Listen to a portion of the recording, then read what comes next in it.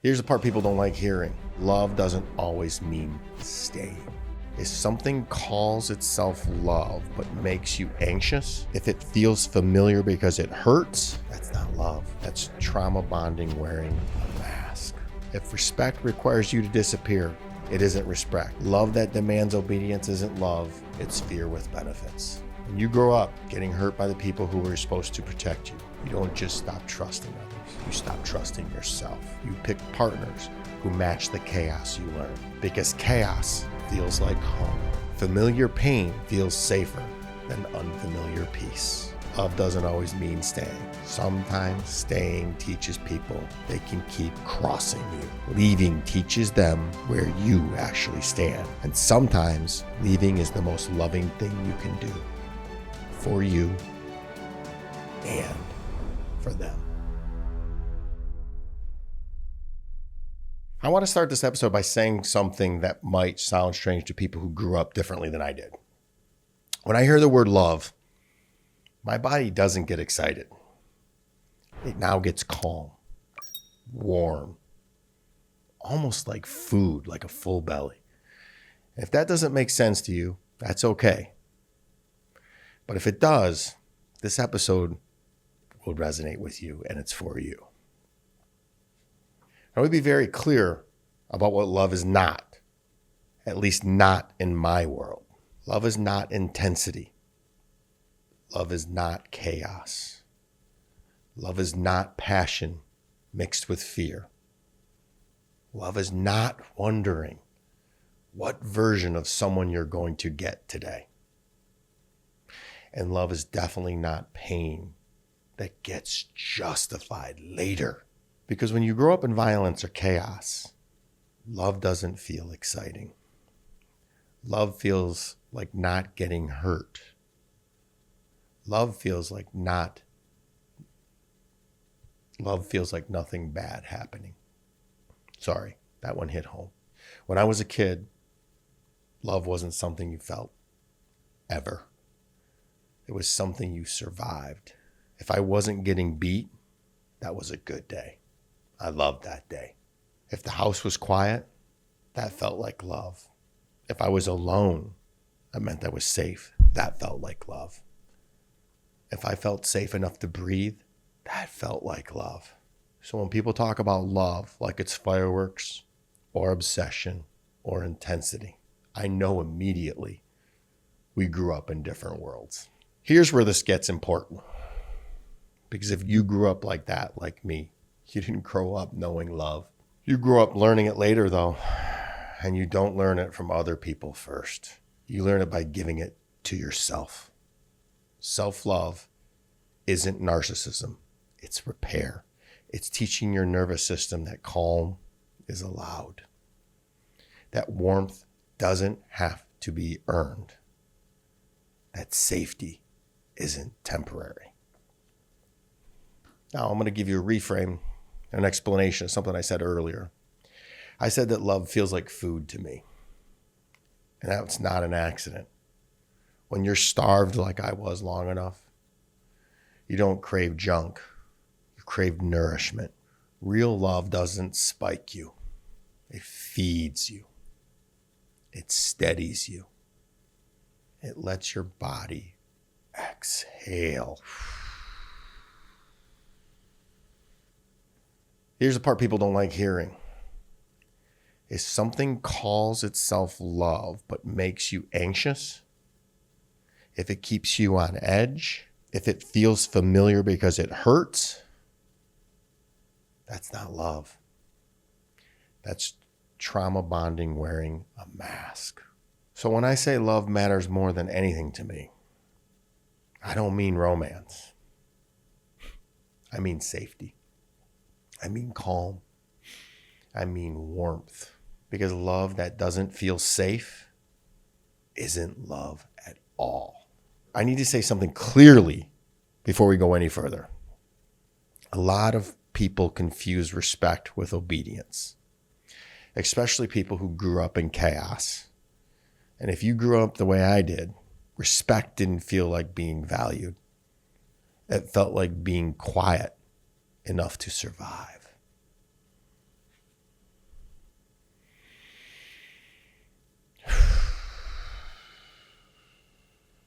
I'm holding a card that says respect.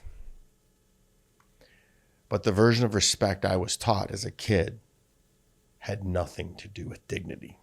Respect in my household meant fear. Respect meant obedience. Respect meant silence. If you didn't talk back, if you didn't question, if you didn't react, that's where you were being respectful. Not because you were valued, but because you were manageable. That's not respect. That's control. If respect requires you to disappear, it isn't respect. Here's where this gets dangerous. Because when respect equals fear growing up, you bring that definition into adulthood. You tolerate being talked down to. You excuse being dismissed. You call silence keeping the peace. And you call staying being loyal. But staying silent is not the same as being respectful. Remember, love doesn't require silence to survive. This is where people get stuck. They say, but I love them and I believe them. But love without respect is just endurance. You can love someone and still leave, because love doesn't always mean staying. Love that demands obedience isn't love, it's fear with benefits. Real respect feels different. Real respect doesn't need fear to function. It doesn't shrink when you speak. It doesn't punish honesty. And it doesn't confuse silence with loyalty. Respect lets you exist fully, not carefully. Here's the part some people won't like. If you were taught that respect means fear, you will feel guilty the first time you demand real respect. That guilt doesn't mean you're wrong. It means you're unlearning survival. Guilt is the echo of old rules breaking. So if you're listening to this and you're staying quiet to keep someone comfortable, that's not respect, and it's definitely not love. Love doesn't always mean staying. Sometimes it means leaving the place where you were never respected. When people talk about trust, they usually talk about other people. They say things like, I don't trust easily, or trust has to be earned. But when you grow up in chaos, trust isn't a relationship issue. It's a survival issue. When you grow up getting hurt by the people who were supposed to protect you, you don't just stop trusting others. You stop trusting yourself. Your instincts didn't keep you safe. Your feelings didn't stop the pain. So your nervous system makes a deal. Trust no one. Expect nothing. Stay alert. When trust is broken early, hypervigilance replaces connection. Here's the part people don't like hearing. When you don't trust yourself, you will choose what feels familiar, not what's healthy. You don't pick partners who are safe. You pick partners who match the chaos you learned. Because chaos feels like home. I didn't trust a soul, so I chose people I didn't need to trust. People who were emotionally unavailable, unpredictable, just like my mother. Familiar pain feels safer than unfamiliar peace. I'm going to take a second and talk about trust versus attachment. A lot of people think they're trusting. They're not. They're attached. And attachment says, I'll stay no matter what. Trust says, I can leave if I need to. If you can't leave, you're not trusting. You're trapped. This is where the title matters. Love doesn't always mean staying. Because when trust is broken, staying doesn't fix it. Staying teaches your nervous system to tolerate danger. Leaving teaches it that you're listening now. Leaving can be the first time you trust yourself. Real trust doesn't start with other people. It starts when you stop abandoning yourself.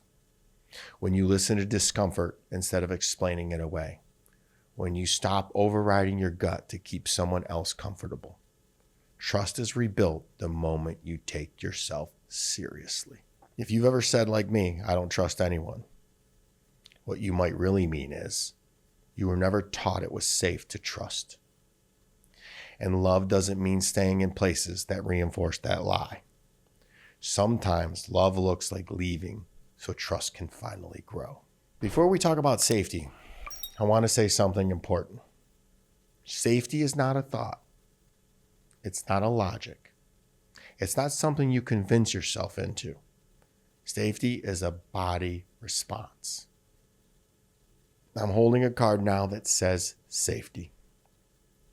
And for some of us, safety has nothing to do with locks, doors, or physical threats. For me, safety shows up immediately. My chest gets tight, I get anxious, and I want to leave. Not because something bad is happening, but because my body recognizes a pattern before my mind does. Your body recognizes danger long before your brain writes excuses. Again, when you grow up in chaos like me, your body becomes an early warning system. Here's the problem. If you were taught that love requires endurance, you learn to override safety. You tell yourself to calm down. You explain it away, and you stay.